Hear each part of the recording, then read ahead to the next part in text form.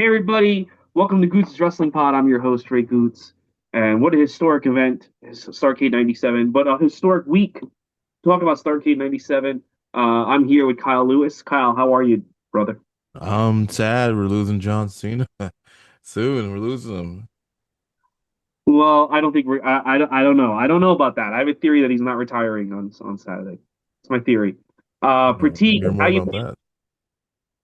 you going Um, to watch DC on Saturday?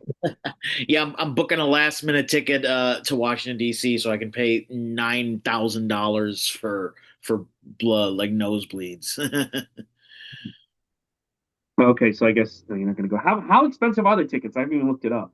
I looked. I think I looked yesterday. As of yesterday, the cheapest ticket was behind the Tron, so it was like an obstructed view, and I think that was going for like 400 or 500. That was on SeatGeek. Yeah, typical TKO, but also I get it. This is an important event. Aren't there rumors that like the president might show up and all? Like I don't know what's going on with that. This all really quick before we continue. I don't think he should retire Saturday. Um, Kyle, I'll get your thoughts on this, but this is my idea because somebody said, "Why are we ripping this off?" Like we rip off Austin McMahon, you can rip off this one thing. I don't know if you guys remember Ric Flair, Terry Funk. So John Cena's in the ring, he's celebrating. Chris Jericho comes in and goes, "I just want to congratulate you." You know, Jericho's in the crowd. Like you show Jericho in the crowd. Like you don't make it a big deal that he's there, or somebody. Like you show somebody in the crowd. And they come in the ring. I just want to congratulate you. I think it's great that you did this. Da, da, da. And Cena's like, "Oh, thank you." And then he goes to the mic again, and then Cena's like, all due respect, like this is a. I'm trying to say, I just want to bring my wife in and hug her. And then Jericho gets mad and beats and destroys Cena, which sets up Cena's real final match at WrestleMania. I really do think that John Cena should really retire at WrestleMania. I think it's kind of lame to retire on Sunday's main event in December. His last WrestleMania match was garbage. I think they should do an angle that sets up the actual retirement match at WrestleMania. Cena wins. That's where you do the ceremony. I think he deserves it. If it's good enough for Ric Flair and The Undertaker and Shawn Michaels, it's good enough for John Cena. Kyle, your thoughts? Well, since I'm not spending any money on it, sure, why not? I don't besides my Peacock subscription. If I was there in DC, I would not be happy, but I'm not gonna be in DC, so why not? Whether it's Jericho, whether it's somebody else. Sure. One more match, WrestleMania. Actually, if I spent $10,000 on this ticket, I actually would be sad if Cena did actually retire. I would want to go there for a twist. I would want to go there for it's not over yet. That's what I would. That's where I. So I get it, but like, if I'm going to spend money to be there, I want you to surprise me. I don't want to just be Cena and Gunther have the match, then Cena goes away. That's boring to me. Pratik, your thoughts? So I understand what you're saying about like, oh, there's a twist, but also, I remember seeing Stone Cold at WrestleMania this past year, and I was at the WrestleMania 30 with Kevin Owens, and I do think if they announced another Stone Cold match or something, I would feel devalued because I was there for the he did with Kevin Owens, and there was a goodbye, and it was in Texas, and blah blah blah. So to me, the only thing that could top this goodbye thing in DC is if they did something either at Mania to make up for that Mania match, or if they did something in Boston, like was the original plan was to do the final show in Boston, because that moment and Raw where he won the IC title in Boston was a good moment, and it felt like a final match kind of thing. Like I still think the Mysterio feud or the whatever the three matches they did the match in Boston, they did the match in San Diego, they did the three-person tag at in uh in uh Madison Square Garden. That felt like a flowing storied feud. It felt like something that could be a final thing on. I think my biggest concern with this whole tournament thing is Cena hasn't had one he hasn't had one promo with the guy that he's facing for his final time. I think it feels tacked on, whereas the Mysterio feud that felt like that could have been a final match. I'm fine with that. Or if you're not doing a promo battle with your final opponent, do it with someone like a Punk or a AJ Styles, someone you already have a history with. That that match felt like a final match. Like he's had a few things during this run that feel like final matches. So this just feels like at this point this is just like unnecessary. I'm kind of like, okay, like what are we doing? Are we wrapping this up or are we keeping it going? Would I feel disappointed if this went to Mania? No, but I also, if I was there, I could see fans, not the green shirt guy because he goes everywhere, but I could see the fans paying for it being a bit disappointed, especially if you paid like $10,000 or fucking 5 grand or your Nick Khan's like illegitimate son or something showing up. Like I could see you being disappointed in that. I saw the Yeah, green shirt guy when I was walking into the garden for the Cena Raw. He was like, "Oh, these are my seats," and they like took him to his like little wet area. oh, nice. Yeah. He didn't get an entrance. He got an entrance at Mania. I think that's what it was. They gave him a little walkout at Mania. Yeah. At this point, I'm not like ready for Cena to retire, but I'm just like, how many more? Like, okay, so if he does Mania, is he gonna do any Raws? Doesn't that negate the MSG Raw then? Like, so he's gonna have to do a Raw to before the Mania, blah blah blah. What's he gonna just do vignettes like Dave Batista did before his Mania match? Or I'm just gonna sit in an office and do like these promos. Something happens that's so crazy that he has to go back on his word. And you can even have it where on social media, Cena's like, "No, I'm retired," even though that happened. And then the guy keeps taunting him, and then finally, like at the Rumble or like Elimination Chamber, Cena's just like, "Fuck it, I'm going back on my word. I want a match at WrestleMania. I'll see you at Raw." And my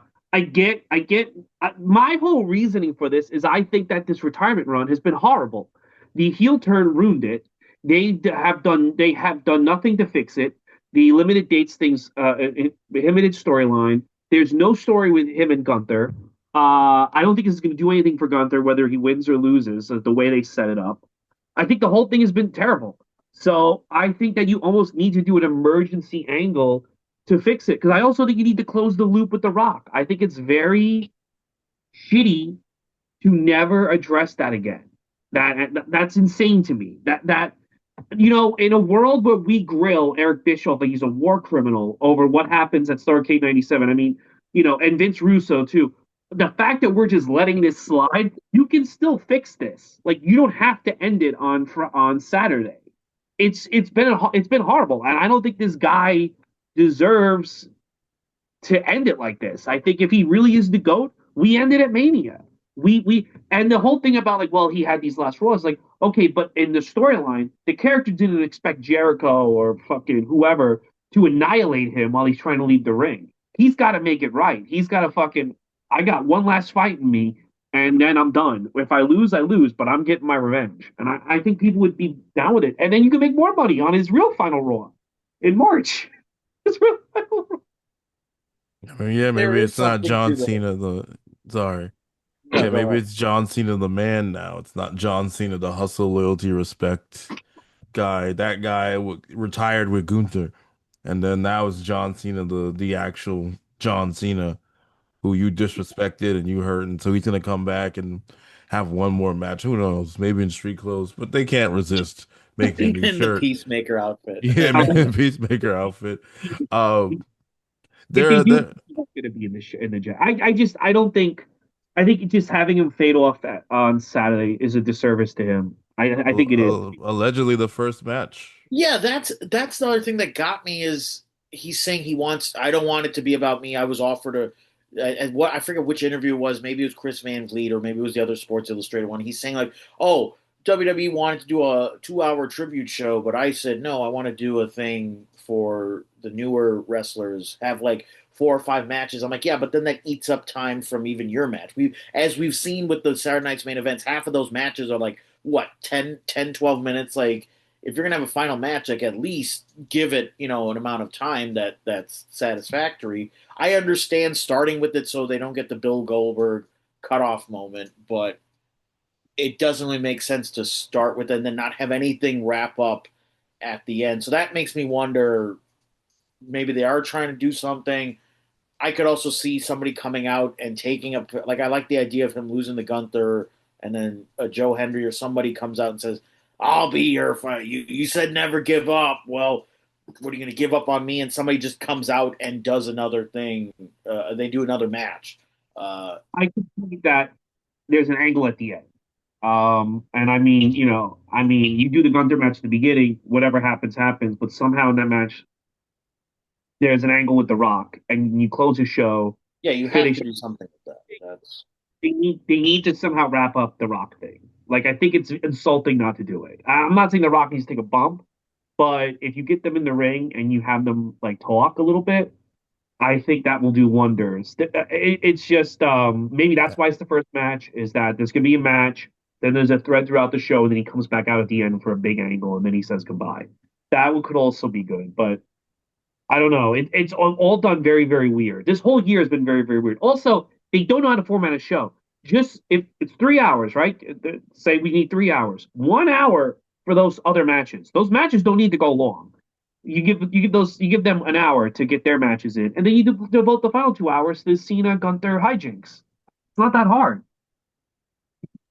I don't see it's the Rock's. I don't think the Rock's coming back. I don't think he's in Smashing Machine Oscar mode or Golden Globes mode. I think he comes and goes as he pleases. He messes shit up and then he leave. Arrive, raise hell, leave, which was not even his slogan. That is no. what he does. That is what he does. So I'd be very surprised to see him back in any thread, anytime soon. It's so frustrating. It really is. It really. I don't know how John Cena's not frustrated because I'm frustrated. I really do think that angle ruined the year. I really get annoyed because, and I'm not a Vince Russo fan, but again, if we're gonna fucking for 30 years, how many years are we gonna yell at Vince Russo about WCW and talk? People grill Vince Russo more than they do fucking George Bush about 9/11, right? They fucking scream at them. And it's like, if we're gonna do that to Vince Russo, you better fucking do that to Cena, Triple H, and The Rock, and even Travis Scott for that matter. Fucking these guys, like, no, no, no, no. We don't fucking let Vince Russo get away with Judy Bagwell on a pole. To me, this is far worse. You need to fucking answer why this wasn't resolved. Like it's just Adam. It's just to me, it's like because if we just let this slide, then nothing matters. Then nothing matters. Then like literally like Roman Reigns and Seth Rollins could just never resolve their issues. And then Roman Reigns is, well, who cares? It's just, it gives them, they want to act like they're an Emmy Award winning show. They want to act like there's some high end TV now, especially Paul Heyman. But then their typical wrestling, when they just ignore things or just hand wave it away because they're not real writers. They're not real. You can't do that in a real story. You can't have Luke Skywalker at the end of Return of the Jedi be like, I don't feel like confronting my dad. It's not a big deal. Whatever. You can't. But that's how you do it in wrestling. And if you want to act like you're some arrogant, some fucking great writer, like you're the next Vince Gillian, you gotta end your stories. You gotta continue your stories. You can't just hand wave them away. So that's my big rant. I mean, that's what made 40 so good because they didn't just go with, oh, we'll do Rock, Roman, and Cody's just going to win the Rumble and stand aside. They were like, no, we need to finish this, and it paid off for the fans. Sometimes you have to give the fans what they want, and the swerve isn't as important as people think it is. Yeah, yeah. Kyle, what do you think about what I said about Russo and all that shit? No, I think I think it's just the players that are involved. They're very stubborn people. And WWE, I feel like has been very stubborn and arrogant this year with their content, with how their storylines are going. Maybe it's the Netflix of it all, maybe it's the Unreal of it all. They're not gonna give you Triple H is always gonna give you a non-answer. The Rock's not gonna talk, and if he does, he'll talk randomly on a presser and like bury everybody else. Not except for him. Maybe Travis Scott will say something. Logan Paul gave you the most direct answer of all people. Of Logan, everyone. yeah, and he was like Travis Scott. Just No it was show. Travis Scott's fault. He no showed. So like maybe you'll get it from him unless they tell him to shut the hell up. Maybe after John Cena's all done, and he seems to be the most honest when he's doing those like Wizard World tours or the Comic Cons. Maybe he'll say something then. But like, I don't think we're getting an answer anytime soon. It sucks. I agree. We need better storytelling, not just with that, but overall, I feel like it's just been a lot of set, forget. We'll come back to that later, and I think it's hurt the week to week on all their shows. So we'll hope. Here's to a better 2026, I guess. Right. I mean, listen to these fucking podcasts. Like, I mean, you're behind, and some of these WWE marks are like, look at this hit, look at this clue. These guys are not great writers. Triple H is on steroids at the time, probably in a soma coma. All right, I'm just saying, like, but they convince you that you're great because they just naturally told the story that Vince, and I'm not praising Vince, the storylines that 2021 and 22 set up. Triple H just let them play out the way they should be played out. And it's like they're not great storytellers, but they took all this kind of internet hype and said, "Oh yeah, we're great storytellers," especially Paul Heyman. And it's like, nope, bro, you're not. Like you're not. Like you haven't paid off anything. And look, I really do feel like the bloodline was leading to the Rock Roman, especially when Solo Sikoa started his new bloodline. I think the original idea was they were working for the Rock.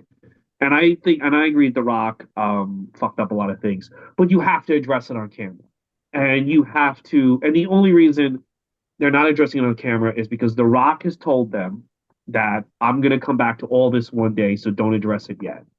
And I think they're terrified. But I would say The Rock, this has been hurting the show now for 2 years. The Solo Sikoa thing went nowhere. Now the John Cena thing went nowhere. What are you going to come? Are you going to show up in March and suddenly be interested in Braun Breaker and then that'll go nowhere?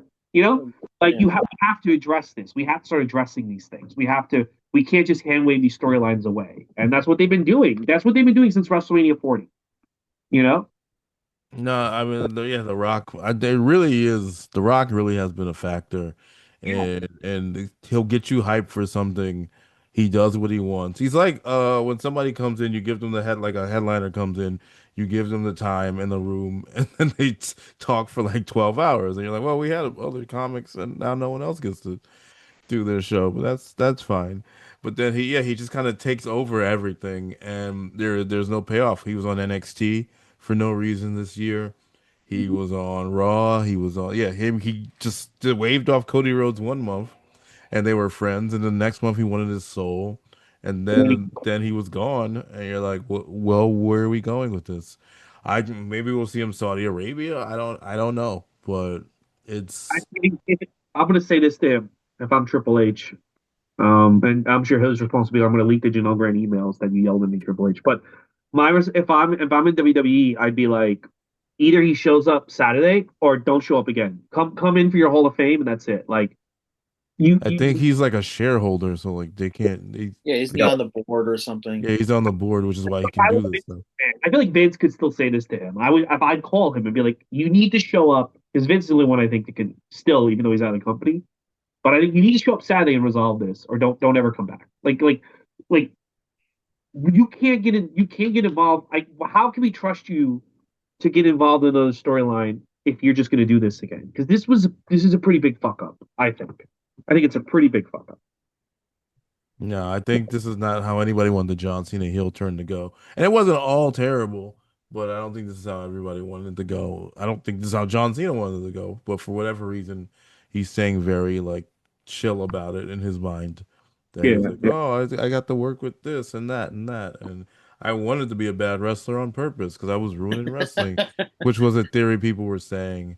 Unfortunately for us, unless WWE's tickets start going down, not SmackDown, but like Raw and pay-per-views actually like go down, everything's gonna stay the way it is. It just they're just in their own arrogance mode right now. Because But even even WrestleMania 42, like the rumor if it's Cody Roman, I personally don't care. You'll have to get me convinced to be there unless Cody Rhodes finally goes full Homelander, which I think they could actually start. That's another thing. They should just like because people were talking about Obafemi, Cody Rhodes, and people were like, "There's no way Obafemi should be Cody Rhodes. Obafemi should 100% defeat Cody Rhodes. He should catch him just off guard. It's not for the title." And Cody's distracted by Drew McIntyre, by Roman Reigns, by losing War Games, and he just slowly descends more into madness. And then you get this heel Cody face Roman, and then you also have Obafemi waiting in the wings whenever. You already have a new star created because this guy just beat your champion. Like, what benefit is it for Cody Rhodes to beat Obafemi? Now he comes into the main roster. You're like, oh, he's just another guy. So they should definitely do that. But I think I'll they're tell going you to stay exactly the way it is. I'll tell you my plan for WrestleMania, and I think it's you got to do it now. I think they're gonna delay this by another 2 to 3 years, and I think it's gonna be too late. Pull the trigger on Dominic Mysterio. If you're gonna have him beat John Cena, turn him face and give him the belt at WrestleMania. Like I think it's time. It's time. Let's go with it. It's now or never. Make him the top guy. It's been 5 years.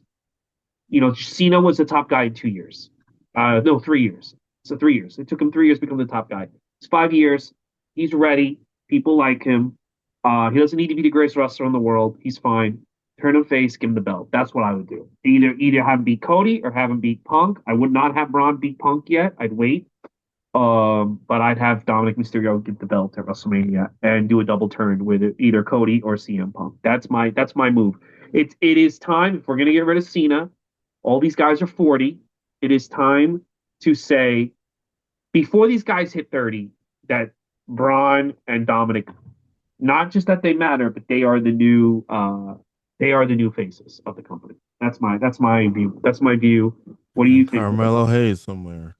Carmelo Hayes push, Carmelo, but I think Dominic, he is the guy that is ready now. The show is now about Dominic. That's my I just think like this whole tournament has been about like, and Cena said in multiple interviews, like we're elevating new stars, we're bringing in NXT people. And sure, Javon Evans got a match, but he got squashed by Gunther. You know what I'm saying? Like that's, I think, where I'm not happy with the decision because it should have been like a Carmelo Hayes or even a Trick Williams. Like just somebody should, or Joe Henry, like somebody new should be getting a prime spot. If you're really trying to pass the torch with this final match, like it should be someone who's Joe Henry. I thought I had this huge feeling that Joe Henry, when they said Joe Henry's being signed, I'm like, oh, this makes sense. He comes in, he gets this big, moment, and maybe that's what they're pulling for with this Gunther thing. Like maybe Gunther does some shit with Cena and like wins dirty, and then Joe Henry comes out and kind of save Cena. Like maybe they are trying to do something with that. But like, yeah, like where are all these under 30 or 30 even stars? Like where they're getting their moments? Like Mysterio had a moment with Cena. I think Jacob Fatu got injured. Otherwise, I was hoping for some angle there. I think Fatu's another one who you could see prime ready for, maybe yeah. spotlight. I know Damian Priest, they pulled the trigger on him as champion, and that was fine for what it was. But then what is he doing? Like opening main event matches now? Like he also kind of I think people are looking too into that. Somebody's got to Yeah. open main event sometimes. sure, yeah. And I'm that just just had to, that was wondering, just like, his he loop. could have had like some feud, like he did the thing with Drew McIntyre, and that was fine. But then, like, to like just all of a sudden, like, no storyline, you're off TV. Like, I get occasionally, even a Jeff Hardy or someone needs to do that. I get that because you have to, people want to wrestle too. I get it. These guys want to, hey, can I do anything on the show? I'll wrestle a dark match. I don't care. But I think just the lack of TV time, like you want fans to get invested in these people and then they just disappear off TV for like months on end. Yeah, he's in a But never-ending feud right now with Aleister Black and Zelina Vega, which they Right. may or may not wrap up because Rhea Ripley's going to be on this Friday. The Terror Twins against Black and Vega, which like how does that go? If Aleister Black and Zelina Vega get squashed, what's the point? Then what But do if you do Damian, with that? yeah, It's a but if lose lose, to be yeah, but honest. if Damian Priest loses again, he'll be fighting Kit Wilson more in main event. It's just I don't know the way they've been formatting the shows is just not. Rhea too, like she's this big star, like main, like people outside of wrestling know who Rhea Ripley is, and she's not even like in major matches on the paper. She's in like tags, and then she's like not even featured on Netflix. It's just like you have these stars that people are getting invested in, and then you're not like just throw them in a squash match with whoever on Netflix, but give them give the fans something, reward them for their interest. Yeah. Well, the thing about it is like wrestling fans are ridiculous complaining about Damian Priest in the main event to me because it's like, okay, you don't want like SmackDown. The rumor is it's going to go to 3 hours in 2026. People don't want that. They want the show to be 2 hours, and they like it when Raw is 2 hours. Okay, so if you don't want anyone to be fired, you don't want anyone to get deep pushed, you want everyone to be on the show. You have SmackDown. If SmackDown's 2 hours, someone has to be left off the show, or someone has to. Also, you want everyone to have long matches. You don't want to. Okay, so everybody has a long match. Then again, there has to be a match cut from the show. There's only so much time on the show. Even if they got rid of commercials, there's still only so much time. So it's like eventually someone's gonna be cycled back down. Hopefully they get second, but like what do you want? Like if you want everyone on the show, it has to be like a 5 hour show, which you're going to complain about again, and no one's going to enjoy. So like someone has to suffer, and the same thing. I heard Brian Alvarez complain that like people in NXT need to be called up, and I'm like, okay, well if you call up 10 people from NXT, 10 people have to be downgraded or just fired, and if they fire people, you're also not going to be happy about it. So what? And also the CW needs people on their show because they're paying a lot of money for that show. So again, it's like That's why Tony D'Angelo was back. The super senior. some people have to be on main event. It's just the way it is. And some people have to, be on 205 Live. I mean, if it's still going, it's not, but I don't it's think that's it's just like they all can't be on the show if you want the show to be 2 hours, you know? Remember So when like Heat was like fun to watch? Heat and like Velocity. Shotgun Saturday Night. That was Shotgun Saturday Night. Like main event. They don't also care about these shows. They just kind of run like if they made it interesting. They give up on it really quickly. I remember main event when it first started was like really cool, and then the ratings didn't come in because it was on Ion television, and then they got mad at it, and then it main became like a regular show. main event should be 5 matches and no recaps. Maybe like a quick video package to like be like, hey, on Monday it's CM Punk versus Braun Breaker. Here's a video package, but it should be all matches. Minimum. That's my. I think you'll get more people Now it's involved. one match, yeah. Yeah, and then it's just all recaps. It's no, it Is should be Road Dogg still doing commentary? I remember like last year seeing like he would come out for the commentary. I'm like, oof, that'll be interesting. Oh, He can't. I CM didn't Punk realize did. No, Road Dogg. He was doing Oh commentary. yeah. Oh boy, yeah. Mickey James was doing commentary for a minute on there too, back in the Okay. day. Yeah, good, And good. MVP. That's where they just do weird shit. I always loved like the C shows because WWE will be doing like insane shit on there. They won in 21. Like Stevie and I Heat. Stevie Knight Heat. Vince Russo was a commentator on WWF New York. Oh No, yeah. Fake nobody. Venom. There's an episode where Vince Russo joins the commentary. Nobody remembers this.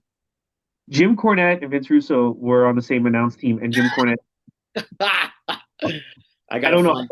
hasn't gone viral, but Jim Cornette tells off Vince Russo and then leaves. And they made an angle. Cornette quits being a commentator because he hates being around Vince Russo. You can't find it. You can't find the footage. It's like it Put doesn't it even on the exist. vault Put it on the vault. People go nuts. with the Cornette rest of the pay-per-views eventually. in 1998 having a feud. People no people would it would be, get a million views. It was crazy. It was crazy to me. Like I'm like they're filming an angle with these two guys, but Russo was an on-screen character in WWF. Nobody remembers. Nobody remembers. I remember the live wire. There's that clip of JR getting pissed off on live wire, and Russo was like in this like Cosby sweater vest standing next to him, and he's kind of like his like he's kind of working with them, co-host or whatever. Yeah, but I do remember Russo a bit on live wire because that was like if I couldn't stay up for Raw, like I'd watch it on Saturday morning the recap. So the recaps were more for when we didn't have access to streaming or replays or whatever. So they've kind of lost their That purpose. that's the thing. That's the thing with Vince Russo. People act like it's this crazy thing that he made himself an on-screen character in WCW, and it is. But at the same time, it's like clearly Vince McMahon thought there was something with this guy on camera, which is why he took a guy from a magazine and kept putting him on camera. Like he didn't do that to anyone else in the magazine. So clearly, someone saw something in him being a character because he was a character, and just nobody on the C shows. But like I almost feel like there was like we'll keep maybe if we have an idea he could be a manager or something. So somebody had an idea to put him on the show. So it wasn't like he came up with it himself, but whatever. Kyle. No, I hear you. It's I remember him. I remember him like briefly. I remember him as like Vic Venom. I remember the magazines. And then now he's the Vince Russo that we know now. That, like you said, is still crucified for his decisions. I think maybe 10, hopefully it doesn't take this long, 10, 20 years down the line, people are not going to look at this fondly. They're not looking at it fondly now, any of this. But I feel like this might be one of those things that people are going to be like, this is one of the worst years of all time, like right up Oh with yeah. 2019 and 1995 and things like that. I think all the companies have been garbage this year, in different ways. That's the beauty. Like I think people think like, well, if you don't like WWF, you'll like AEW. I think AEW has been garbage too, just in a different way. Like neither company is learning from their mistakes, and they're aggressively repeating them. And Continental Classic has been pretty solid. yeah, but to me, it's And like, I don't even like straight wrestling matches like that without like big stories. but to me, like it's always a rating killer because like it's just matches for the sake of matches, and the internet loves it. And but like I think regular people just skip. I mean, I've been home, and I think 2 weeks ago I was sick on a Wednesday, and I'm like, oh, AEW's on it, and I looked, I'm like, oh, it's just three Continental Classic matches. I don't really care. Like, I'm not going to see something fun. I know like it's just going to be matches for matches, and I don't have interest in that. So I watched the movie or something, or wrote. I wrote my novel. So like it's both companies have been garbage this year. I'm sorry, like in different ways. That's the great thing about we're all pieces of shit in different ways. Everyone's different, but they're a piece of shit. And that's AEW and WWE and TNA for that matter. I don't think they've been that great Hey, anyway. coming to AMC, maybe it'll all change. AMC, TNA, I know, like the get fact that some they new got writers. very impressive. So, but uh, but let's get. Oh, first before we do that, Pratik, Vince Russo attacked him in the parking lot last week. with the lead pipe from 1997. Yeah. Pratik did watch in your house, D Generation X in your house. Pratik, before we get into Starrcade, give us your thoughts on that show. Going into that pay per view, I had only known about the two matches, which were Austin versus Rock, and then the main event, which was Shamrock and Shawn Michaels. So I was really interested in the undercard, and I have to say the undercard surprised me more than I thought it would. There was a great opener with Taka Michinoku and Brian Christopher. One of the few times when Lawler truly acknowledges him as his son, because I don't believe during the Too Cool era there was a few mentions here or there, and then there was the angle with Michael Cole where they mentioned Brian Christopher, but like seeing him like kind of wipe the blood off, it was, and then the JR and Lawler really like snapping back and forth at him. I thought that was good. And then the crowd really got into that opener. I know WWE or WWF at the time was trying to rip off the cruiserweight division, but the match itself was great. And you could see the crowd was really really into that. And then I know DOA and Loris Bariquas. That match felt clunky to me. Crowd was kind of into DOA for a bit, but just oh, and then there was like shave your back comments. I forget the name of the guy from Bariquas that had like the hairy back, but yeah, it felt like the crowd kind of hijacked the match for what it was. And then really the only other standout to me, I got into the Mark Mero Butterbean match just as like we talked about this with the ECW pay per view. Like some matches aren't meant to be good. You watch them for the spectacle and time capsule moment of it is, yeah, Butterbean didn't make many appearances for WWF. If you're trying to go back and watch, highlights of this time, it is a spectacle for what it was. It wasn't a great, whatever it was, tough man, strong man, like half boxing, half takedowns, half Mark Marrow just dancing around like an idiot. But it is a spectacle. It's kind of like a time capsule moment. I do think if you're not familiar with WWF in 1997, I do think you should try to watch it for the clunker or whatever the clusterfest that it is. I would not recommend that boot camp match. That was way too long. They should have shaved off multiple minutes on that. Sergeant Slaughter took a couple bumps, but he was way too gassed in that to keep up. Too many like throwing powder in people's faces. Like I don't know. I didn't get into all that. And then yeah, the two highlight matches were yes, Austin and Rock. That Austin coming down in the truck, fighting with the interference. I thought the crowd woke up for it. I was into it. I forgot all the little details of what they were trying to do, and it just yeah, there's a reason that these two guys are like Hall of Famers. Yes, The Rock is kind of being shitty on the board now or whatever, and not finishing storylines, but back then you could see it felt like they were intentionally trying to plant seeds for this like rivalry between them, and then you could see that the crowd wanted to get on board. The only I'm not trying to equate this at all, but you do see a little bit of that when Breaker and Fatu kind of had a stare down. I think that was this year, or that was this year on Raw. Yeah, but like you can see like the crowd's like, okay, we want to see more from these people, and I remember going back and I liked the way the commentary was both building them up, as like, okay, you're gonna see more from them. This is not their final encounter. And I feel like they plant these seeds during this time, and maybe that wasn't the long term plan, but I got on board with it and I enjoyed it. But yeah, great undercard. And then yeah, the main event. I think maybe WWF at the time was just like we need to get Shawn Michaels to Royal Rumble, but this main event went better than I think anybody expected it to be. I think Shamrock people were getting on board with him as a main eventer. It's a shame he didn't get really more chances at the world heavyweight title. Like I think the crowd really was like, okay, this is a guy coming in from, more realistic kind of grounded MMA background, and he's like bringing something real and different, kind of what Kurt Angle eventually ended up doing for WWE. This guy from like real sports coming in and just kicking ass, and I felt like the payoff was just we never got to see Ken Shamrock with the big title because like he doesn't even lose clean in this. Like you and the commentators keep speculating, oh, he never really got a real finish. He deserves a chance to fight, Shawn Michaels, and I feel like they could have done a better job, just paying off this storyline. It's one of those things where they give you so much, you want to be invested in him. The way the commentators are talking about him, he's doing all these great moves. He's fighting against the interference and like actually taking a chance on everybody.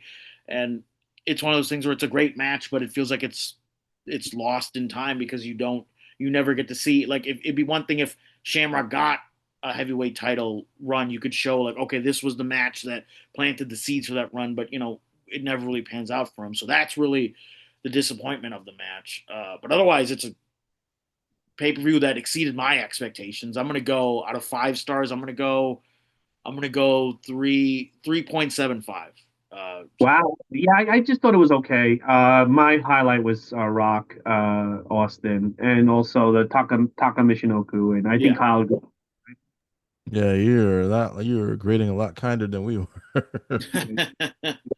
I think I went in with low expectations, so I think that's what it was too. Well, I'll tell you. I'll tell you, man. Here we are. Let's get to what everyone really is here for. I hope they're here for this. Starrcade '97. This was the last time Starrcade was bigger than WrestleMania. It really was. This was the highest grossing event WCW ever made. And this was the biggest pay per view they ever had in terms of buy rates. This is their WrestleMania 3 for all intents and purposes, and it all goes down here from hill from there. I've never seen the show all the way through until yesterday. My overall thoughts on the show, and then we'll get a breakdown match by match, is I thought it was pretty good until the main event. And the main event is one of the worst, most destructive things I've ever seen. However, I will say I think Bischoff is kind when he says Sting wasn't tanned, which is why we changed the booking. I think Sting was fucked up, which is why they changed the booking, and they're not trying to say that. Sting does not look healthy in this match. I think Sting was way worse off than Hogan and Bischoff ever said, and especially Bischoff. I think there's more to it of why this match was so bad than just Hogan being a selfish piece of shit, because Sting doesn't look healthy. Um, Kyle, overall, your thoughts on the show? But we'll get into how we get to the main event. I mean, overall, it was fine. I think the main, besides the big main event, the letting it break down, I think Demon like Eddie Guerrero was incredible, and he Mm-hmm. had also had like a great moment for DDP. I thought that was finally, and then the Bret Hart of it all. We'll get into that too, but like it was good seeing him, but it's also like it's kind of seemed like just another person. And then the main event, I've heard that before that people said that Sting was like either high or like just too messed up to have put the faith in him as champion.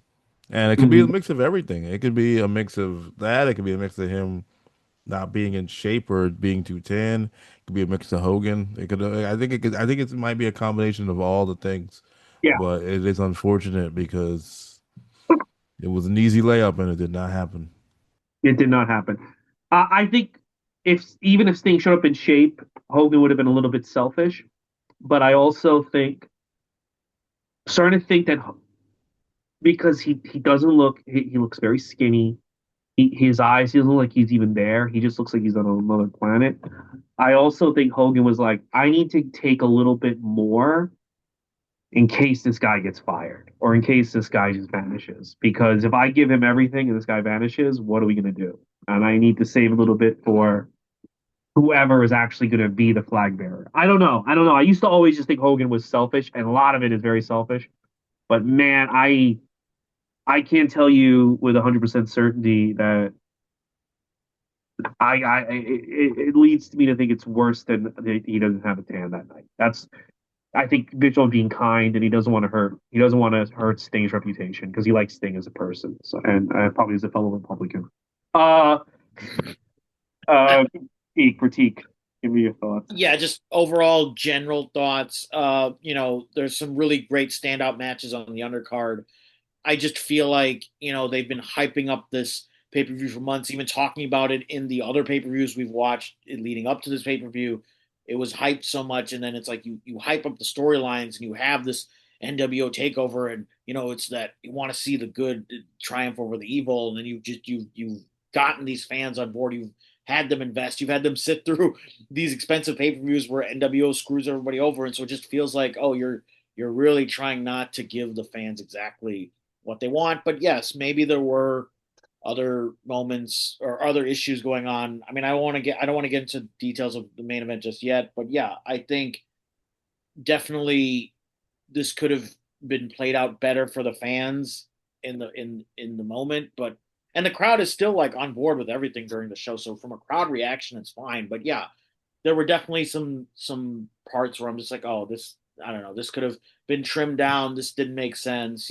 Watching it now, I'm like, okay, I see why they did that. But yeah, I think overall it was a fine pay per view. It was serviceable, but there were definitely things that I expected to happen that didn't happen. I think there was too many swerves, and I think it was a case of storyline taking over the wrestling part and kind of Yeah. saying to people that you don't not everything needs to be a swerve. You can have some straightforward matches once in a while. I think there was too much storyline.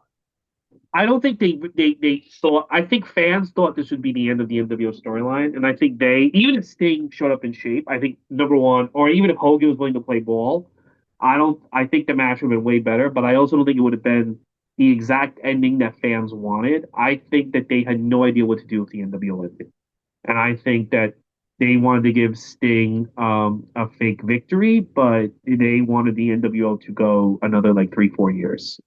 Um, like I don't think Bischoff had a clue of what his plan was after the NWO, and I think they were terrified to elevate Eddie Guerrero. I don't know, but anyway, let's get into the show. The show begins with a great video package. I mean, listen, they got all their ducks in a row here. I thought it was one of the best video packages they've ever done of Sting, like avenging with the voiceovers and everything. It was very high end. And like way more high end than anything I've ever seen from WCW. I love the opening video package. Kyle, your thoughts on the opening video package? No, I thought that was really good. It starts off on the right foot. You're just like, all right, we're here. This is Starrcade. This is the moment. We're ready. And I mean, and that theme for Sting continues when you're going to see his new entrance. Mm-hmm. Spoiler, not spoiler.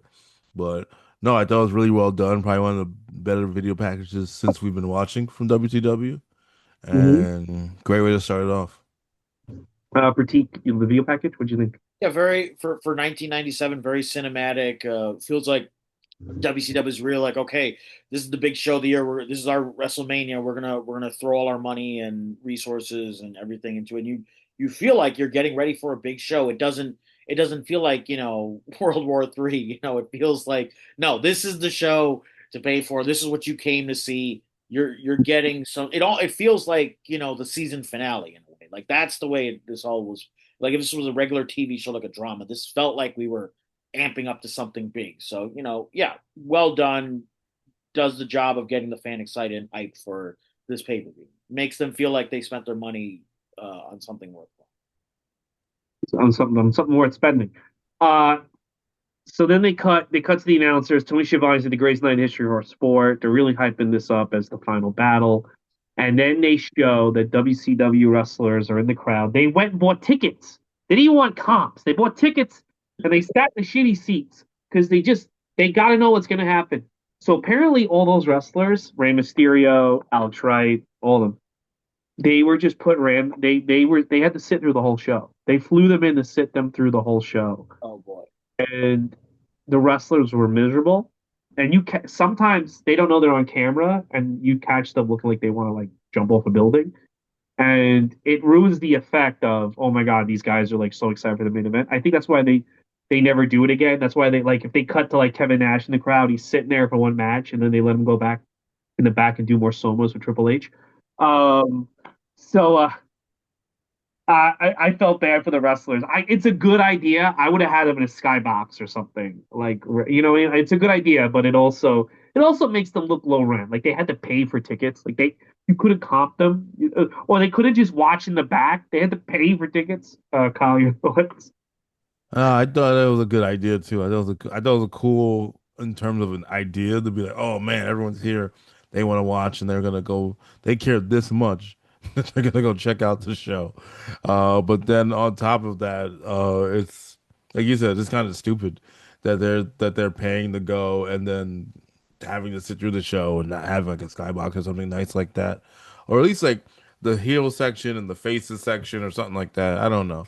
That would have been interesting, but I wouldn't want to sit next to annoying fans either. So I feel bad for them. But the idea of it with being the WCW camaraderie, I thought that was cool. Yeah, that's cool, but it's like I don't know. It's just like yeah, like there's a point where Alex Wright and James Vanderbeek are talking, and it's pretty clear they don't know the camera's on. They're just bullshitting because what are you gonna do? And Tony Schiavone and Mike Tenay have to act like James Van Beek is gonna like steal Alex Wright, and it's like Yeah, very apparent that like they're bored and they're just like, what are you gonna? You want to go to the bar later? Like, yeah, sure. You know, yeah. it's a funny Sonny little Ono was like sitting next to Booker T, or like saying, yeah, Even Sonny Ono's here." yeah. Like I don't like they didn't know. I'm sure they because there's no way to tell them. They can't, so they're just bullshitting. They're like, oh, because what are you gonna do? You're sitting there watching you know fucking watching all these other guys wrestle, and can't fucking do somas. You're obsessed. Soma's that's the word of the day today. You've used it so much. Everyone's doing somas, all right? That's all right. Well, speaking of well, listen, this match so good. You don't need a soma. We're talking about Dean Malenko, Eddie Guerrero. Uh, I mean, this is I think this is almost like the end of the great cruiserweight opening match era. I remember in '98, like when I got to like the middle of '90, I'm like, what happened to like these fucking insane work rate matches? When I would watch them. But these two, man, this is one of the. I think this is the best match of the show. Fantastic match. These two just go at it. Eddie Guerrero's on a generational run right now, as far as I'm concerned. Every month he fucking brings it. He's ready for the big time. So I think a better idea would be just to ignore it and let him go to WWF. I think that's a much better strategy than pushing this guy and elevating people after the NWO shuts down. So it's better to just ignore it. Congratulations to WCW for being the boat on this guy. But I love the match. Kyle, what you think? Oh, I mean, you can rarely go wrong with Eddie Guerrero versus Dean Malenko. And they've had the classics in ECW. I don't think they wrestled that much in the WWE. And WCW, they've had several good matches as well. And this is another one of them. I thought this was one where Dean Malenko might have won. They did talk about him having his kid. Maybe like for his kid, they would have given it to him. He had his kid like a couple days before Christmas. But awesome work between the two. The frog splash on the leg. Beautiful. I remember really liking this version of Eddie Guerrero because this is after he ditched the singlet. He had the muscles. Whether he got them through a way we don't want to talk about, that's not up for discussion. Oh, But you won. he looked really, really cool. And he was really cool around that time. So I was happy he was cruiserweight champion. And I always liked seeing him especially in the matches against like not Guerrero, Malenko, Mysterio, not Benoit because they didn't really Benoit wasn't really cruiserweight, but yeah, I really like this match and they set the bar high for the rest of the show. I was like, this is what you need. Let's fucking go. Listen, man, Eddie Guerrero worked out and he meal planned. Okay, that's all it took. All right, I don't know what you think. I don't know. This guy never did drugs or drank. Um, Pratik, your thoughts on the match? I mean, great opener. Definitely one of my favorite matches of the entire pay per view.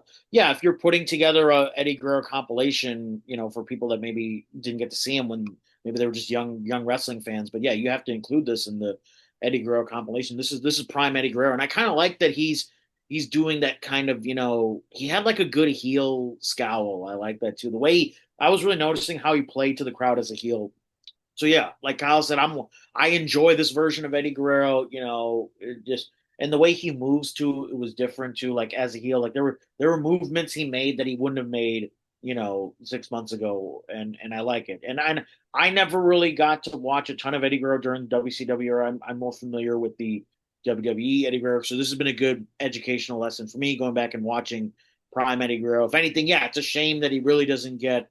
He's doing these great matches in 1997, and people don't really truly appreciate him yet, and it's unfortunate. But he's definitely setting the bar high for these pay per views, and he's showing WC. There's a reason that WCW fans like their energy is on top at the beginning because they're starting with these strong matches. So again, good for them for knowing where to place these matches. But yeah, I hope that people would have watched this, or the higher ups would have watched this and been given him more of a main event run. I think that's something they were just afraid of, or for whatever reason, they just maybe there was racism there. I don't know, but it's a shame because you can see the makings of a Hall of Famer in this match, and they're just they don't pull the trigger. It's a shame, but yeah, great way to start the pay per view. For their best show of the year, fantastic. Yeah. Yes. All right, up next, and man, this guy, I love this guy, but he just doesn't know how to do business. Scott Hall comes out. Kevin Nash was injured. Or he might have had a heart attack or something. Dave Meltzer put out that he didn't want to do a job to the Giant, which I think was the plan. But he had a stroke, or he had a this, or he had a that. This is where the shenanigans start. All right, the WCW shenanigans. But suddenly Kevin Nash can't wrestle.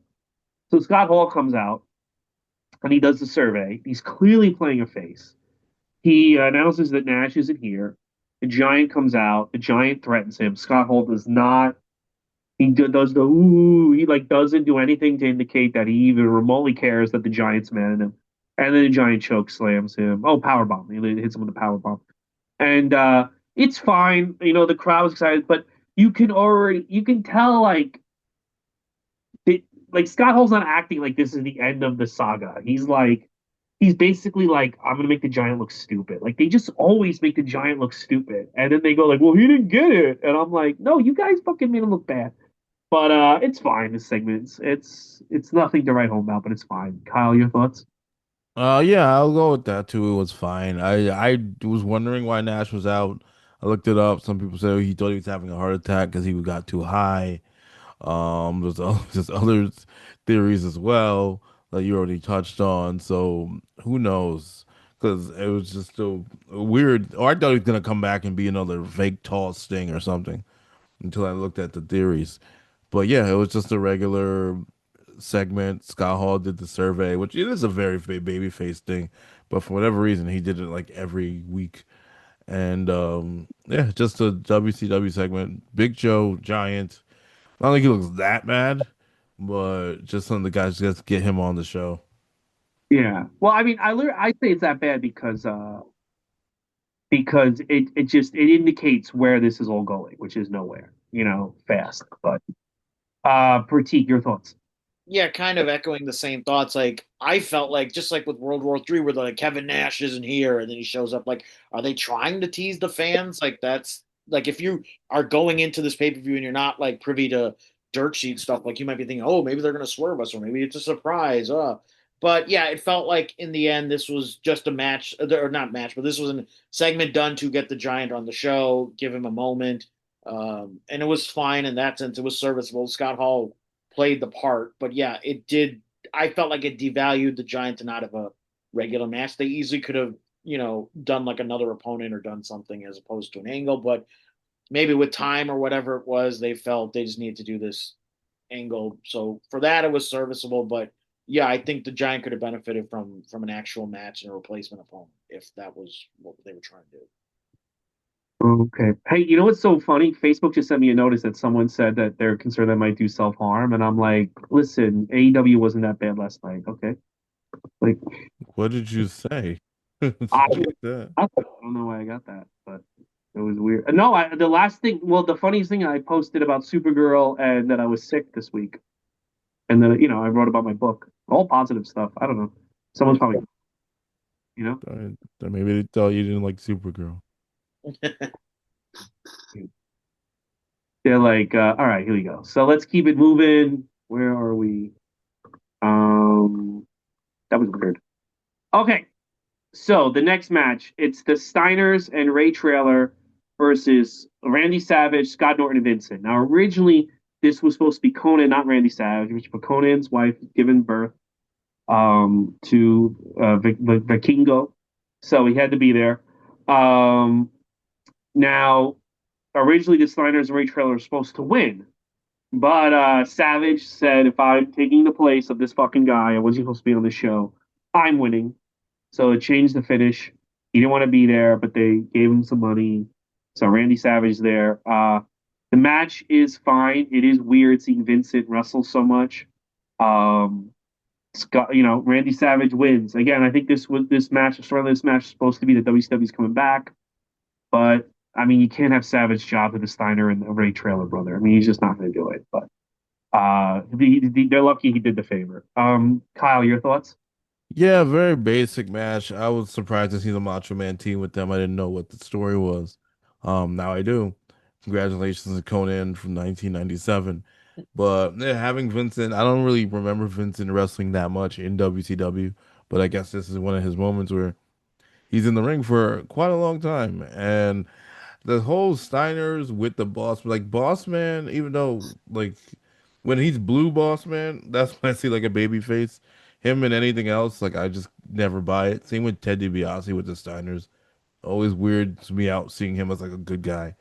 But yeah, it was just a generic match. They just NWO got their win back over, I guess, the Giants chokeslam powerbomb. Well, Very, now they very won well. the one, kinda.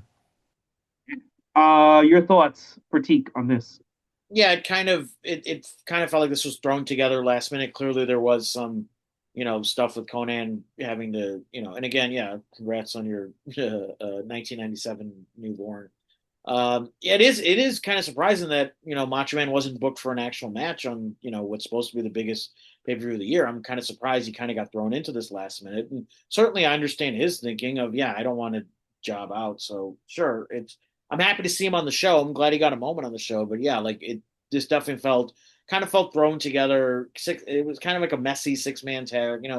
Some 6-man tags you got to keep things direct traffic a little bit better, but yeah, this felt a bit messy. Nice to see Boss Man in WCW. I've never really watched much of his WCW run. I know there's not a ton there, so nice to see him in the pay per view. I'm glad he got Ray Traylor got a payday.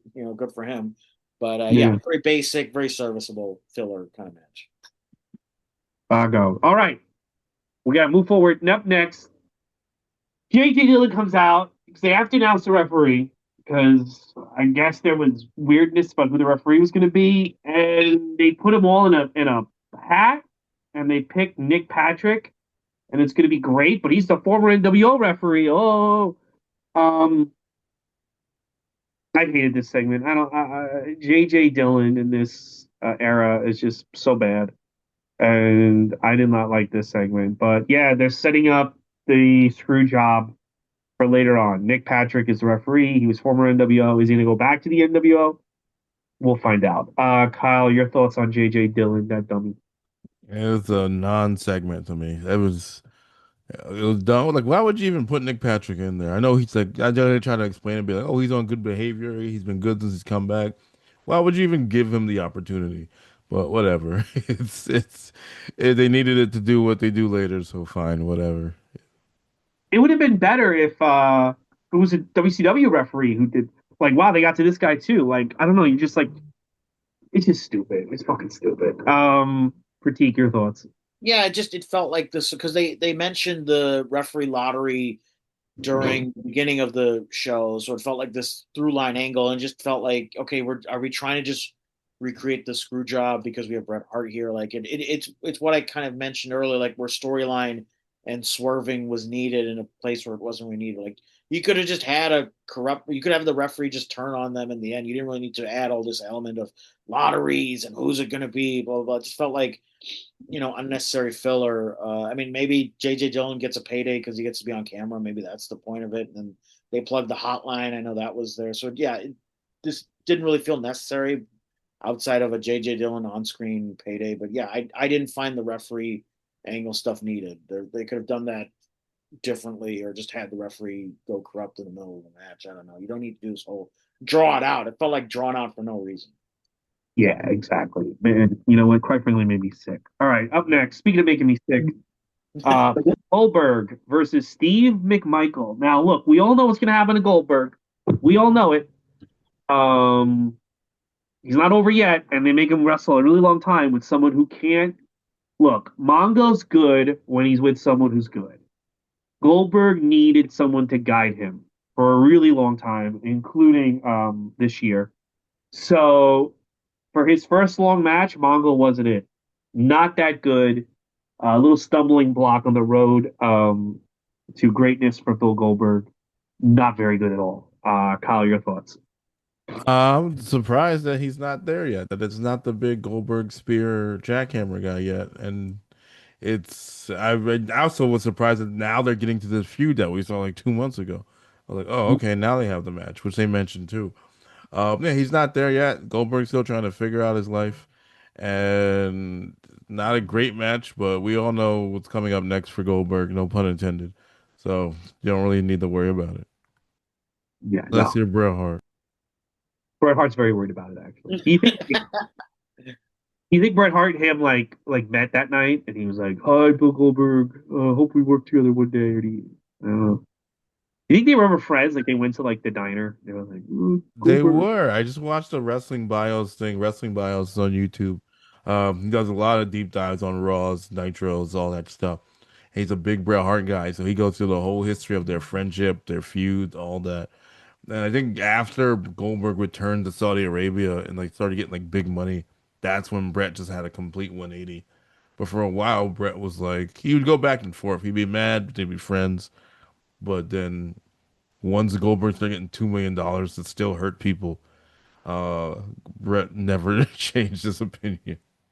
You know what? I have a theory that Saudi wanted Brett, and it was serious money to do Brett Sean, and he physically can't do it. But I guarantee you, it was like they like hit up Vince, and they're like, "No, no, no, we'll pay him. We'll pay him like $50 million to wrestle Bret Hart." And Brett couldn't do it. No one knows about it, and he's like livid because he probably like I probably could like my family could live with that money for generations or something. Like I almost because they wanted Yokozuna. That would Yeah. not be if they wanted Bret Hart. And I mean, if I'm a Saudi prince, I would, and I have money to spare. I'm gonna try to get Shawn Michaels, Bret Hart one more time. Come on, that'd be insane. They have No, one you would have to watch Crown Jewel. in 2018. I guarantee you that's what happened because Goldberg vanished until Saudi Arabia showed up, and then the Saudi Arabia made Undertaker Goldberg happen, which Oh is boy. 1998 Mark match. You know, It should have been that match. I always think about like if that last minute didn't happen, then they did a perfectly okay old man match. They did their spears and their moves. Nobody got too hurt. And then Goldberg gets injured and then almost kills everybody. But up until that point, the match is like fine for what we're used to from Goldberg.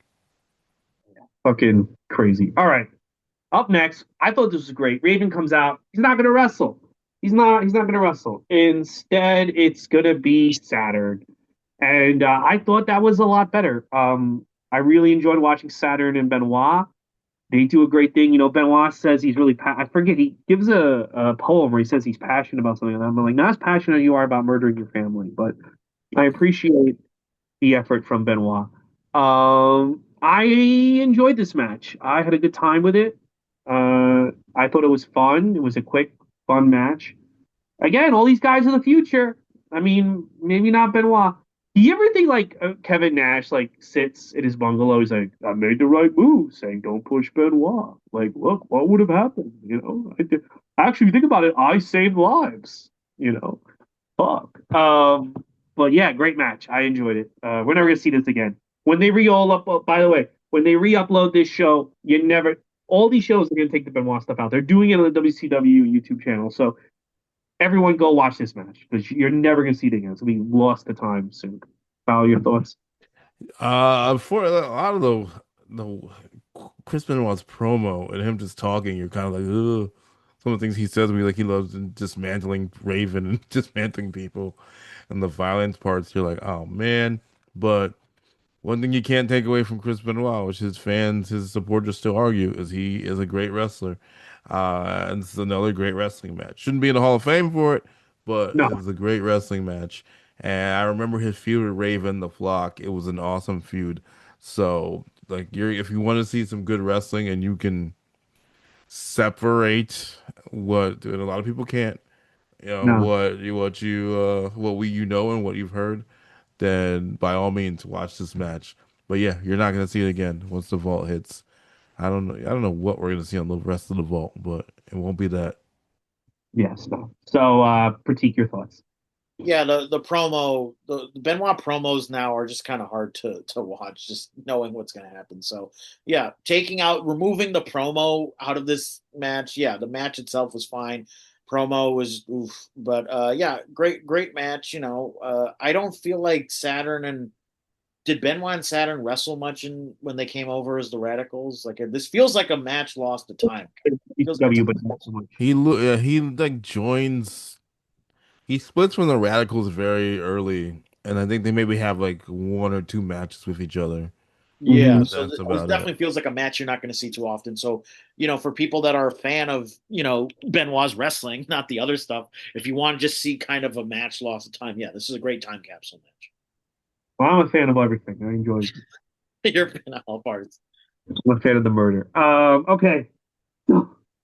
Up next, we get uh, we get Buff Bagwell Lex Luger. This goes way too fucking long, bro.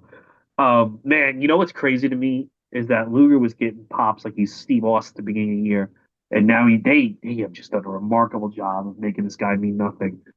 And here he goes. He's wrestling Buff Bagwell, and it's oof, man. Buff Bagwell couldn't go 16 minutes. I don't know why. I don't know what they were thinking. This is not good. This, I think, is where Luger starts getting a reputation for not being good because somehow Luger's great. Luger's been great for 10 years now. No one has ever picked up on it. When you watch all these pay per views, you see how good he's been consistently. But this match is where you're like, get these two fucking guys off my screen. This was rough. This just kept going and going and going. And eventually Savage interferes and Buff Bagwell wins. And it didn't do anything for Buff Bagwell because he's still a mid carder until the end. All it did was take away once again, you ruin more and more Alexis shine and he it's over already. It's over for him. It's over for he's just gonna be nothing in the next few years, and then he's gonna murder Miss Elizabeth with Somas.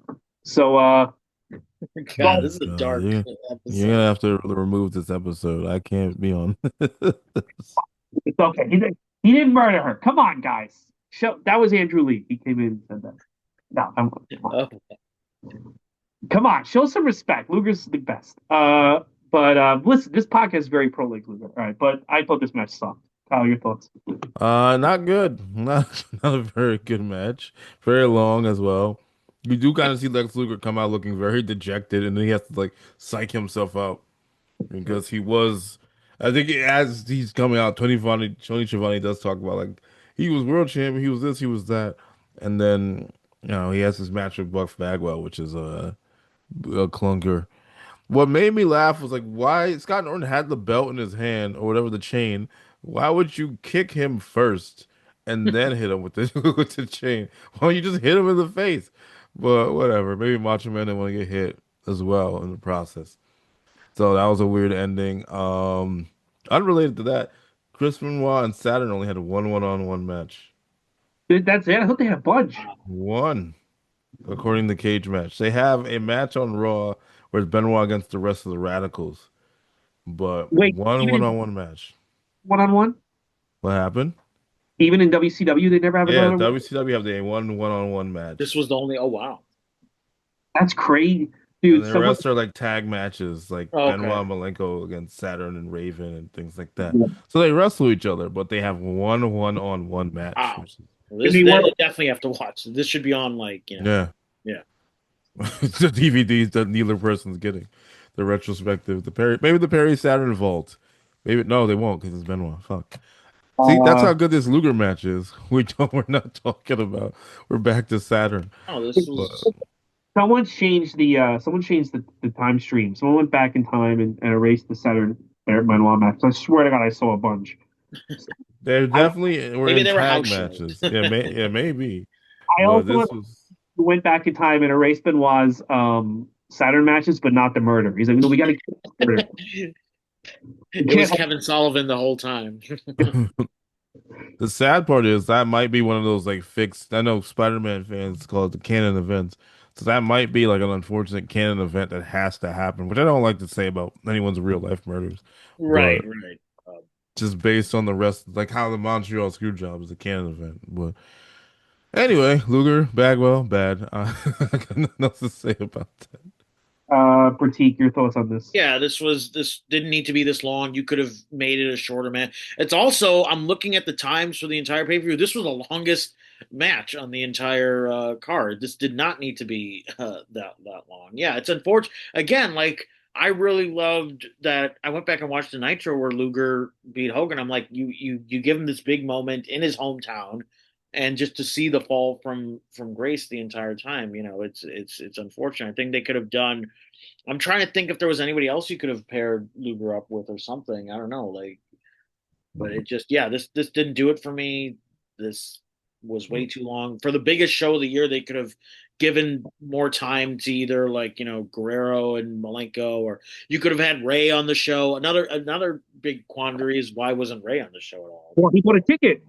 He Oh, wanted to, he wanted Well, to watch the we were show. gonna put you in a match with Buff Bagwell, but since you bought a ticket, you're in an why not audience hang out? lumberjack.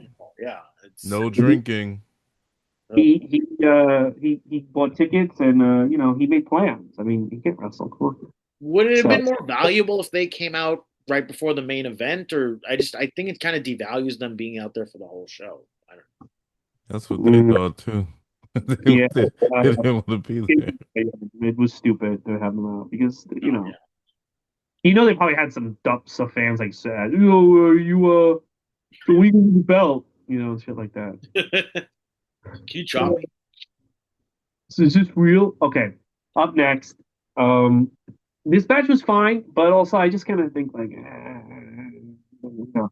They should have done this a few months ago. DDP versus Kurt Hennig for the U.S. title. It's a pretty good match. Kurt Hennig's back at the saddle, and DDP wins the belt. Big moment. Finally, DDP gets the U.S. title. Well deserved. Guy busted his ass for the past year and a half, and he got his moment at Starrcade. He got his Starrcade moment. Do people celebrate Starrcade moments? I think only Flair and DDP have gotten them.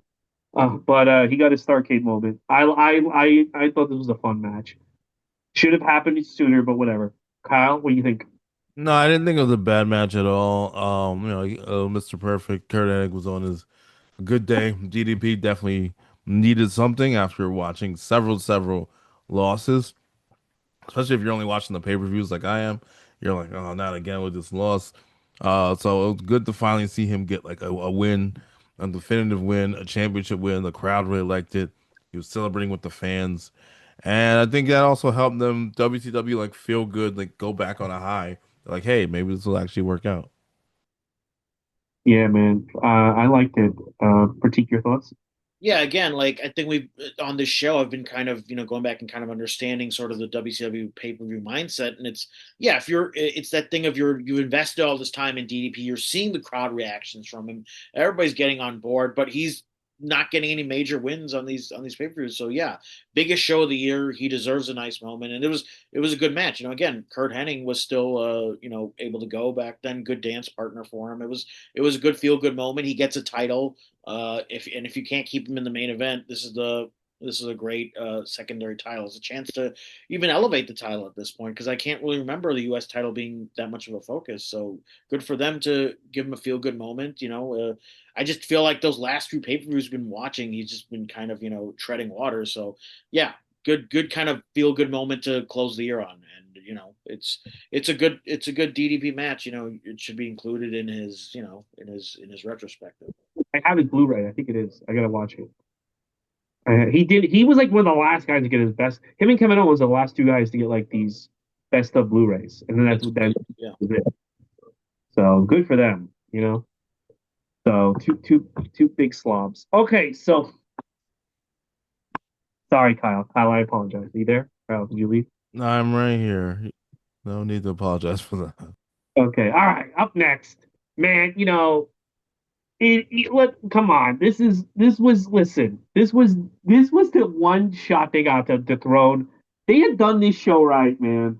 They right now we'd be doing like John Cena would be retiring at Starrcade. You understand that? Like John Cena would be retiring at Starrcade, and he'd be like, "I'm Mr. Starrcade," and da, da, da. There. But instead, they went with this with a co-main event because this is just. Uh, I mean, look, Zabisco's over. Larry Zabisco versus Eric Bischoff. Winner gets control of Nitro. I just gotta say, what a fucking waste of Bret Hart. He comes out to the weirdest music, gets no pop. In the match, he's trying. He's like, I guess he was instructed to leave the audience to not know what side he's on, but he's also his actions aren't making any sense. Like sometimes he favors Bischoff too much, sometimes he favors Zabisco too much. Um, and I mean, honestly, I would have had Bret Hart versus Scott Hall on this show. That's what I would have done. Scott Hall standing there doing nothing. I would have had Zabisco. I would have had Zabisco say, "I'm not cleared to wrestle," and Bischoff goes, "This is what I would have done when you knew you had Bret Hart." Zabisco goes, "I'm not cleared to wrestle," and Eric Bischoff goes, "Well, then I guess I win by default." And they go, "No, no, no, no, no. I've spoke to the committee. It's going to be Bret Hart versus Scott Hall for the control of Nitro," and I think that would have been a lot better. I think they want to do a thing where is Bret Hart going to join the NWO. I think people wanted to cheer for Brett. He just got fucked. I think doing this, is he going to still be a heel thing, was stupid. Um, Look, Zabisco gets a big pop when he wins. They save Nitro, whatever. Zabisco has been over since September, surprisingly. But I don't know. This just feels like they got handed just they got handed a golden opportunity, and I just see it being pissed away in this match. But I think this match would be more enjoyable if Bret Hart wasn't the referee. But it is what it is. What did you think, Kyle? I didn't like this match then. I don't like it now. Bret Hart's music I didn't hate. It's a little like cowboyish, which is like Stampede Canadian thing. I mean, there's nothing's gonna beat the WWF done, nothing. And you can even hear that in this one a little bit. It goes like dum. They do like a little bit of Yeah, that they tease in him. there, but like there's nothing's beating that. Even though Jimmy Hart wrote that, so technically, whatever. I'm not gonna get involved. But Bret Hart, it definitely like seems like Bret Hart was kind of wasted. It's just like, and I don't know if he appeared on Nitro before or not, or if that was his like first time on WCW TV. I can't remember, but it was his first time, or he appeared already. He appeared on Nitro, I believe. Okay, yeah, I wouldn't even have done that. I wouldn't have had him appear on Nitro. I would have let him get that grandiose, big, like, this is it. He's here, and give him the moment, give him his flowers, and then focus on the match, and then whatever. Then you could even do the same stuff, but just don't make it so obvious. I don't know, but it was just bad. I think the idea of Bret Hart versus Scott Hall, someone who a dance partner who he already knows how to wrestle and is good with would have been way better. I don't know if he was cleared to do physical, like I don't know if contract wise he was able to like actually like wrestle. Once But once he got through, he was free and clear to do whatever he wanted. So all right, well then yeah, just a fumble on their part. Bret Hart Scott Hall would have been a much better match than whatever we did here. yeah, it was. I would, I didn't like it. All right, now we get to man. Pratik's thoughts. Yeah, I Pratik's didn't. thoughts. Yeah. Your thoughts? I'm sorry, brother. Yeah, I've been thinking about this a lot, and I feel like it would have made more sense to have Bret Hart on the like have his opening promo be on the pay per view, and then you could have just had him run in and do like to me this match is yeah it's really not much until Bret Hart comes out and just puts Scott Hall in the sharpshooter. You didn't need him to be a referee. You could have had him done a promo earlier in this pay per view or something. You could have removed some of the like the JJ Dillon segment could have been removed, and you could have had like a Bret Hart promo, and then have Bret Hart come out in the middle of this match and kind of help fight the NWO, but like this tease of like he's joining the NWO, he's not like we didn't need all that. He could just been like the lone wolf Austin type heel who just comes in and beats up bad guys. You could have kept it simpler, and I think they want to have this intricate, complicated storyline. Again, it's that thing of storyline taking over when you could just kept things simple. Just have Bret Hart come in and put some into sharpshooter, like easy peasy. You don't need all this extra referee angle. Yeah, I thought it was. ridiculous. It was I don't know. It's just anyway. Let's get to the main event. This is why we're here. This is why everybody's here. Oof. Sting versus Hollywood Hogan. You know, they just had such an easy layup to just have Sting destroy Hulk Hogan. And again, I talked about this earlier. I don't know how bad of a condition Sting was in. Part of me thinks, well, then you just have Sting destroy him anyway, and then you figure it out. You get the guy to rehab. You do something. I don't know, but again, maybe Hogan would have said no to that. People have been waiting for this match for years. But there's people I've listened to a lot of fan podcasts, and a lot of the listeners were like, they forced their parents to order this, and when the show ended, they were like disappointed. And eventually, because of how bad this match was, they either went to WWF and The Rock and Austin Rose, or they just stopped watching wrestling. Um, this match had to be good, and it was really simple to have it be good. Literally, Sting could have hit the Scorpion Death Drop on Hogan and pinned him in 3 seconds, and they went fine. Instead, they go with this. This is not the match anyone wanted. This is not the match the company needed. It's crazy how high this company was, and they still listen. They still do record box offices in '98, but it's. I think this is the moment where it's over. I really think it is, because it would have been very hard for WF to come back if they did this right. Hogan just beats the shit out of Sting the entire match. And the finish, I really thought like Sting, in my head, I thought Sting had a fluke. Like there was a fluke where Sting missed the move and Hogan quickly hit the big boot and the leg drop. No, no, no, no. Hogan beats the shit out of Sting outside, drags him in, hits the big boot and the leg drop, and then the pin. And I don't know if Nick Patrick did this on purpose. I don't know if he was just a fucking idiot. There's been a lot of moments where Nick Patrick has fucked up. Like he's not a good ref. He's constantly not in the right position. And Nick Patrick doesn't count fast. He makes a regular count, and Sting just sits there. And then Bret Hart has to come out, and he's yelling. The fans just no one knows how to react to Bret Hart because they do it so fast. Like maybe if they let Hogan like parade around and say he was the winner, and then Bret Hart comes out, it'd be different. But Bret Hart comes out, hits the ref, hits everybody, makes the match restart. Sting puts score. Bret Hart declares that Sting's the winner, and then they celebrate like they won, even though Bret Hart has no authority to do that. It's bad. I even think if Sting was healthy and this was the match layout, it'd still be really bad. This match was terrible, and this was not what they needed, and it's an embarrassment. And this is it. They're out of business in 3 years, so stunk. It's horrible. Kyle, your thoughts? Yeah, it is. Just, again, I say it all the time. It's a layup, and they missed hard.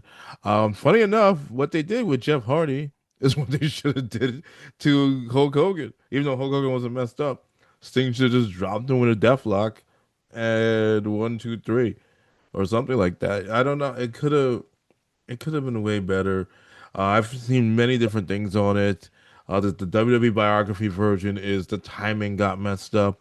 Nick Patrick's version is he was told by Hulk Hogan to count nice and slow, by Eric Bischoff to count fast, and Sting just didn't get involved. Like John Cena, Sting stays out of the politics. There's the version that Sting's divorce is really affecting him, so they don't want to put the title on him. It's just all it's he said, she said. So no one really. That's why I think it's a combination of everything, personally. But it just sucks. It sucks. It's not good. You get this awesome. You get the Hulk Hogan intro. You get the awesome Sting intro and music and the kid talking, and it is like it is on. And then it's like if Endgame ended with like Thanos just like beating Iron Man real quick, and you're like, wait, what? And they're like, no, wait, no, we're not gonna do that anymore. Like Doctor Strange comes out, not this universe. It's not gonna happen. Like that's what it's like. It's fucking stupid, and nobody looks cool.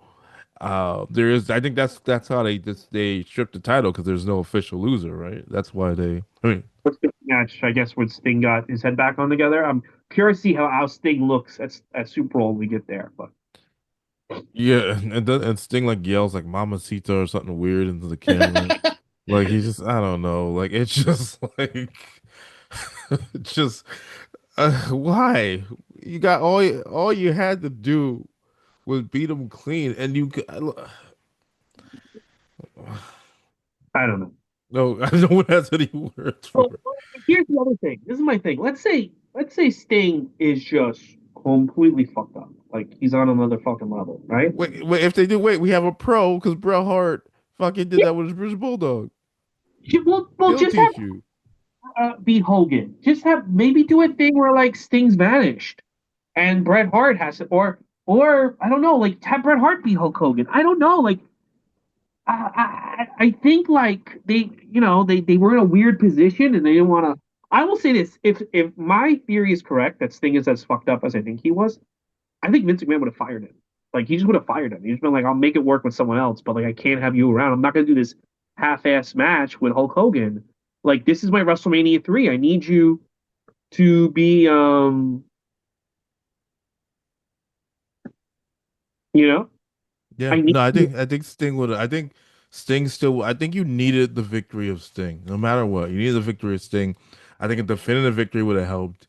If the next night some shenanigan happened, sure, but for whatever reason they had to go through this. It doesn't look good for Sting. It's terrible for Sting. I don't remember. I guess I should watch how the next night of Nitro goes because I don't remember. I get they have like a quick rematch the next night. I guess he got off the drugs. I don't know. I just it's just it's worse than I remember it. It's worse than I remember. It's exactly what not to do. Critique your thoughts. Yeah, it's just it's the thing of I never I started reading about, yeah, there was, okay, Sting wasn't, mentally there, maybe whether it was divorce or drugs or whatever. Like, so I was trying to like set my expectations for this, but man, even with lowered expectations, like it's painful to watch at some moments. Like this could have been, if it really was, yeah, it is ironic because the Hardy and Sting have this whole thing in TNA later. Like, yeah, you could have just done a quick thing. I'm wondering if the reason they couldn't just insert, I wonder if there was something where Bret Hart maybe hadn't done like I'm wondering if there was something, because like, why wouldn't A you, if month. you had Bret Hart ready to go, you already put him on TV at least once on Nitro. Like he couldn't have had a match on your biggest pay per view of the night. Like, wouldn't that have been an extra element for more buys? Like, hey, you're getting Bret Hart's first WCW match, so something makes me think he wasn't medically cleared to do a full match, and that's why they had to do this referee enforcement thing. But yeah, like you could have done something. I felt like they had to shoehorn in Bret Hart in a non wrestling role, and that's why you needed this weird fast count and everything. And it didn't need this Montreal reenactment. You could have, at the very least, Bret Hart could have come in and just fought off the interference. Which, if you notice, when I forget who comes in to interfere, like Bret Hart stands back and lets Sting fight the interference. Like you would think, oh, I'm the referee now. I'm taking over this match. I will fight off the interference. I'm trying to run a clean match. So it was odd how he didn't fight off the interference in the main event. He just comes in for the pin and like makes himself the referee. So I think it would have been better if they had kind of done it the way, Mankind won the title from Rock. Like Stone Cold isn't the referee. He comes in, fights the interference, and then the pinfall is clean and smooth. Like I think that's what they could have done. Like had Bret Hart just be an aid to Sting. Like I'm in your corner. I will fight off the interference. I'm not just going to be the referee. So I think they just botched the way again, storyline. We have to include a reference to the like, no, you don't need any of that. I don't think the WCW fan cared about a homage to the Montreal Screwdriver. You could just had Bret Hart kick a little bit of NW ass and let Sting get the victory for the night. And then if you want to do something on Nitro the next day or whatever, if he's not cleared or high or whatever the fuck, you could have done something later, but give the fans the moment that night. Then you can clean up storyline later. I think the biggest thing is they were thinking too much about Nitro and complications, but you still need to give the fans the moment in the building and in the pay per view. Yeah. Man, it's a shame because they had they had they had it all and they're about to lose it. They're about to lose it. It's all over. I mean, not yet. 98 is actually my favorite year. So, It's a really good year for them. yeah. So I So still maybe enjoy they it. didn't lose it all. But then It- uh Yeah, despite their flaws, they do pretty well in 1998. I think that shows a testament of the storyline. This story, like if you did the storyline now, and I Yeah. guess you kind of had this with John Cena, Cody Rhodes, people would not let it, like the next day, people would lose faith in them because people lost faith in John Cena, Cody Rhodes, all Oh yeah. that immediately. And then again with the whole Brock Lesnar thing, which he also was like, that was done to build up Brock Lesnar. Why? That's a different. He's he's Brock Lesnar. We don't need to do that. Anyway, um, it was like that. Yeah, that shows a good testament to how much faith people still had in Sting and the storyline. That this was so bad that they're like, you know what, we're still gonna stick it out. Let's see what happens Monday. Let's see what happens January. And for despite the bad times, '98 was solid. And then who knows what happens after that? It just oof, they screw up again. Chosen. Yeah. Well, we yeah. Well, next Starrcade, you know, Mike Tenay and Bobby Heenan at the end of Starrcade '98 was said, I can see this leading to the. I think Bobby Heenan said, oh, "That's it. It's over. We're not going to have a job in like 2 years," and he was right. Like Bobby Heenan basically says to Tenay when Kevin Nash pins Goldberg, "It's over. Like just enjoy it for now because it's over." And Tenay is confirmed that he said that to him, and they were right. They were right. So a lot of mistakes to get there, and but we're getting there. So don't worry about that. Okay, so guys, overall, I say watch the show. You know why I say watch the show? Because it's about to be erased up from history. So watch it as soon as you can. And watch everything.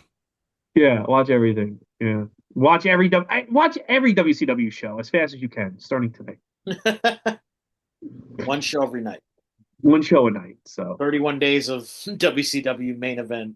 It has been interesting doing all these rewatches of pay-per-views. Like you'll have these great undercards and then like these like horrible botches in the main event, like these weird swerves and storylines and fake stings. Like it's been interesting this whole 97 year. Like the undercards are fantastic. There's some standout technical matches and then like too much storyline in these main events and too many like no, you could just done kept it simple and some of it might be Hogan politics and Hogan complication, but it sounds like there's just other creative botches. And again, like you've said, I don't think Bischoff knew where he was going with these storytelling things. I think that's the big thing, not having a long term plan. yeah, no, he didn't know, and stinks. All right, let's go to the next 4 weeks. So I have access to some of this stuff, so don't worry about it. Here we go. Again, we're taking this week by week. We'll see how everything pans out. We'll see if John Cena commits a mass shooting on Saturday. We'll see what goes on. Right? We don't know. All right, every He will week is not. He will not be doing that. okay. How do you know? Did he confirm it? So next week, Royal Rumble '98. We're in 19. I really hope that we are able to watch all the shows from this year because this is my favorite year. This is my favorite year. Okay, Royal Rumble '98. Bret Hart, fuck, Shawn Michaels. See the timeline. See the guy who killed off all the Saturn. That original timeline had Bret Hart at Royal Rumble '98. Shawn Michaels versus Undertaker casket match.